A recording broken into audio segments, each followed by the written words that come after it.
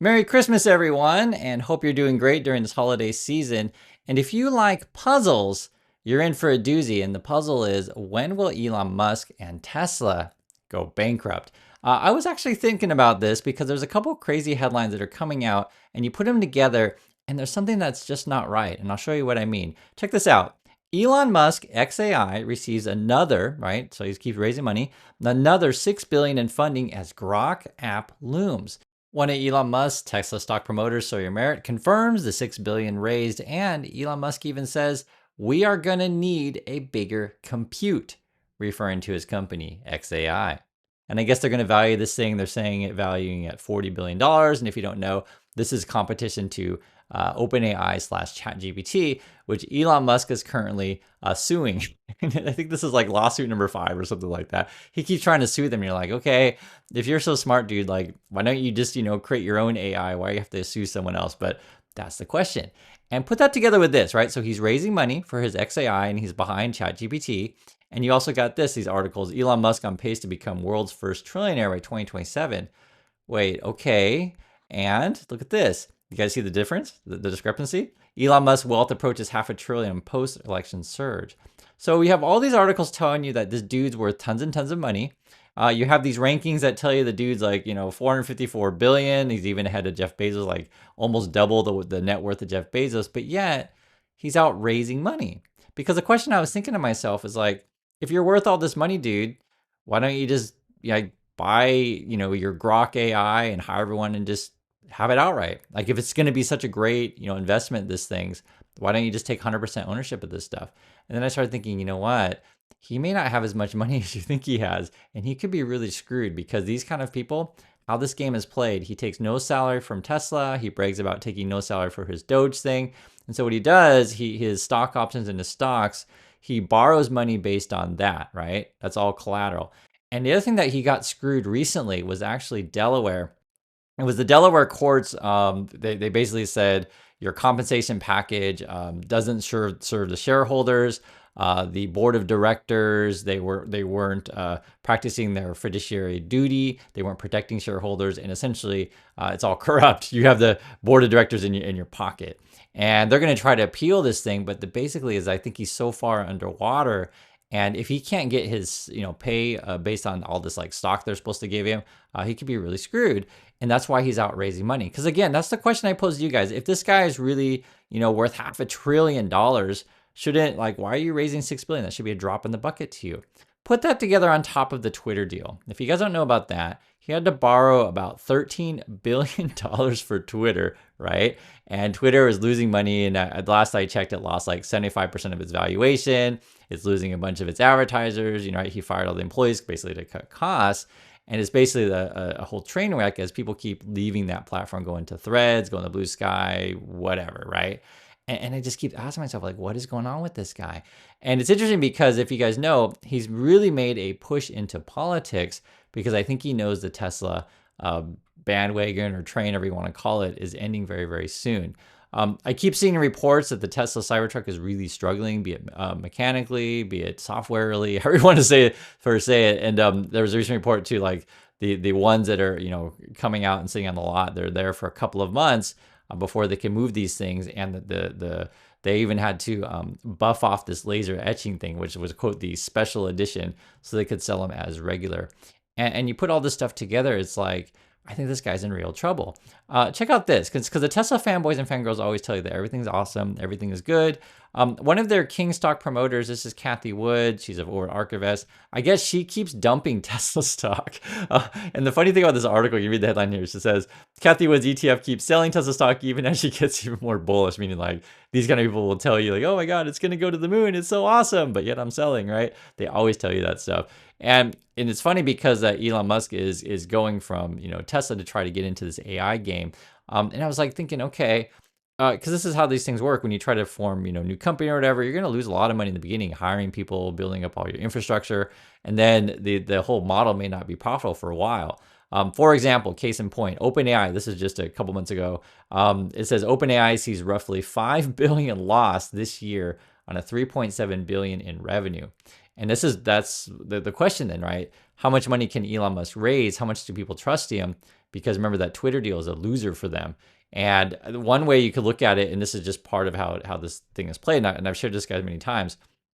Remember, his whole net worth is based on the value of the stock, and you got to get Wall Street on board to basically puff up this stuff. That's what it is. And if you've been following the story, basically the story is, we're going to have humanoid robots. We're all going to have a whole bunch of these things. It's going to be worth $30 trillion. You're going to all have a bunch of robot driving cars, and Tesla's going to have 100% market share. And they're going to just be the biggest car company, or actually biggest company, period, in the world, worth more than half all the market value of all the world's companies. Like this, like you'll hear these like nonsense numbers. And the Tesla fanboys and fangirls, right, who are all on the Twitter platform, and basically how it is, Musk pays his influencers on that platform.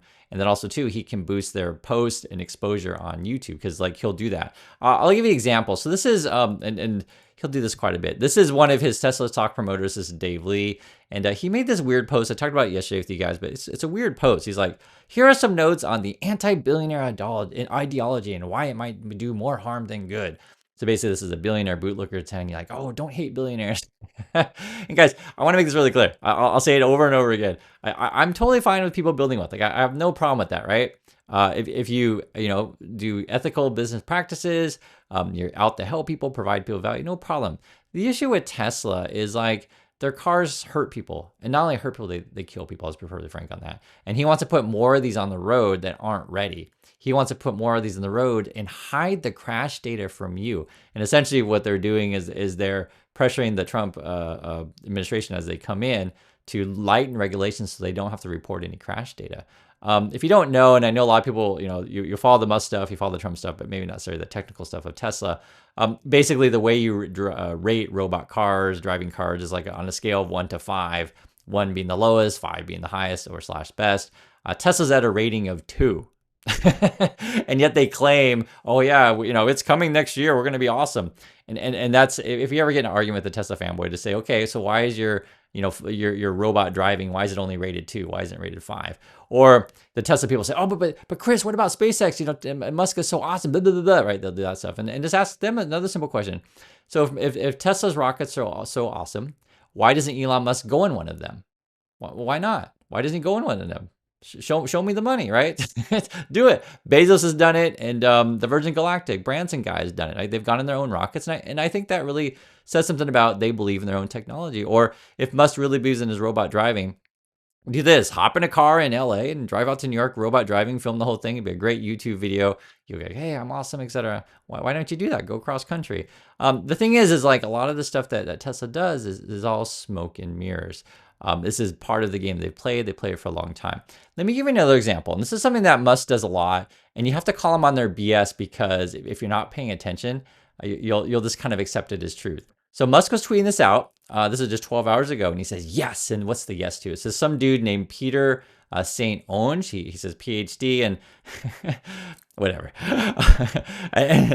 I'm not a big fan of people putting their degrees in their title, but whatever. You do you. And then he says, 73% of American voters now support the Trump agenda. Okay. And I first, again, guys, I'm all about logic. Does that logic make sense to you? 73% of American voters now support the Trump agenda. What do you think? And we know Trump got about like 49% of the popular vote. So where does the 73% come from? Let me play the video. Have a listen.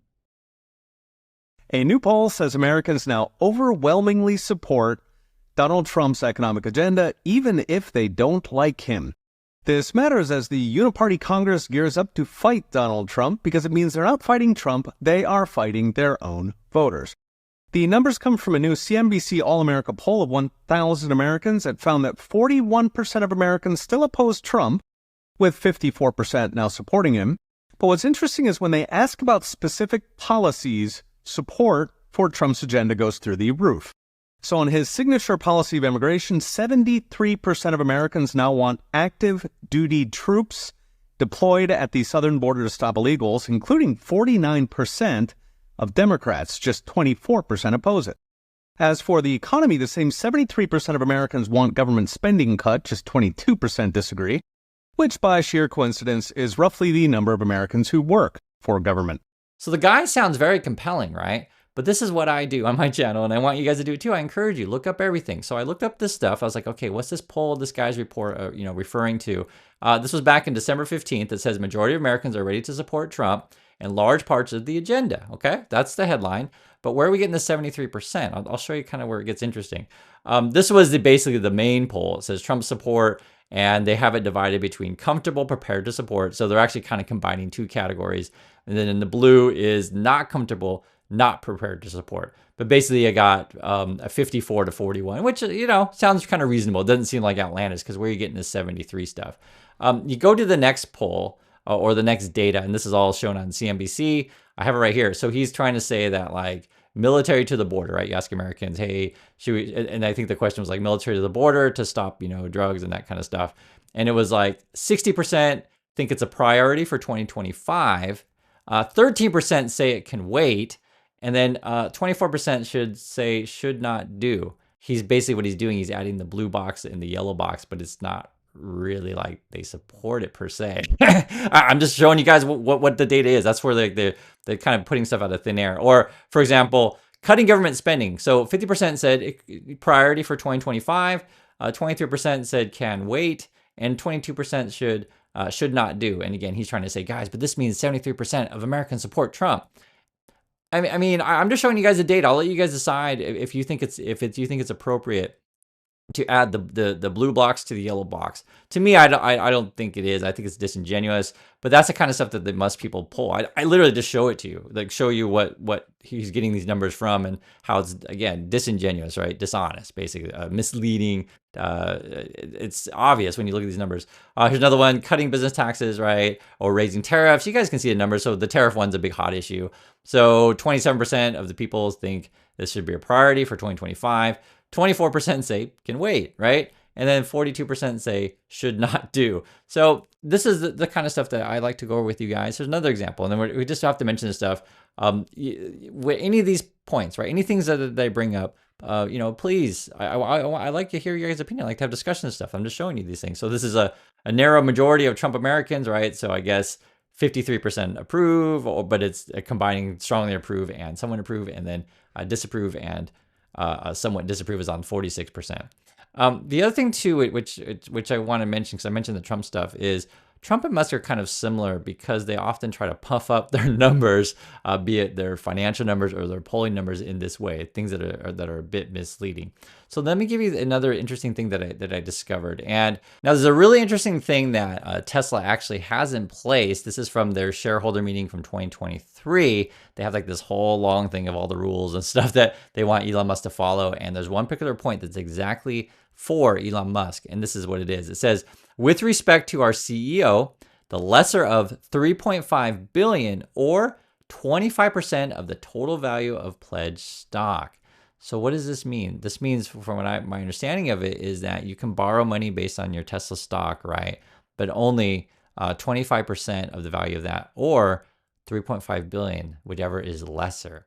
So I'll put this up on screen because it's actually fairly complicated, but it sounds like that Tesla and essentially Elon Musk have agreed that, hey, you can borrow money based on the price of your stock and the valuation, but if you actually stock price goes down, you have to repay some of the money to maintain income compliance. So whether or not Elon Musk is in compliance with his own company, who knows? Ask Elon.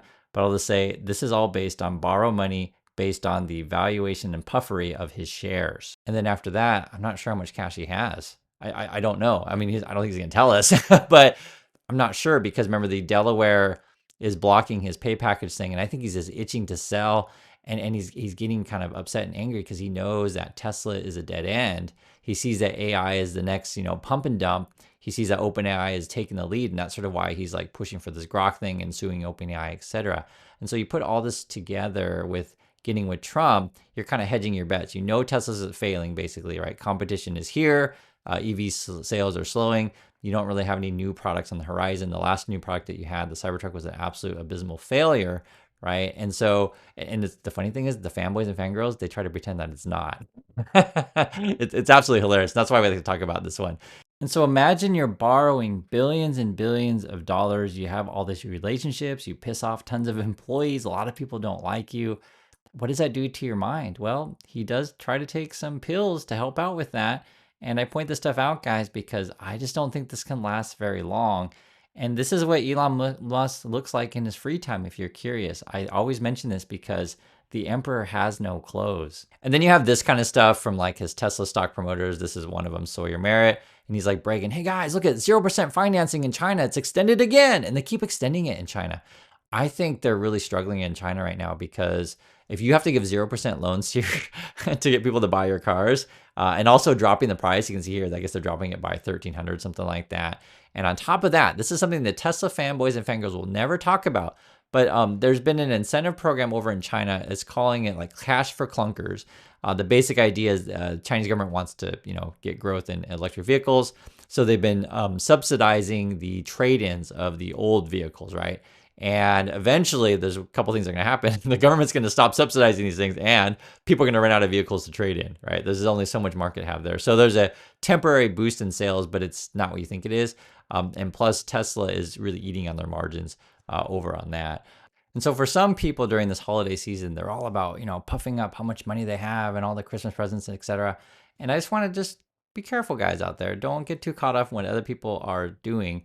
Focus on what's important to you. And I'll give you an example. Often our favorite Christmas holiday movies are always the same, right? There's someone who's stressed out that they got to keep up with their neighbors, make sure they buy as many, presents for their family as their neighbors are buying.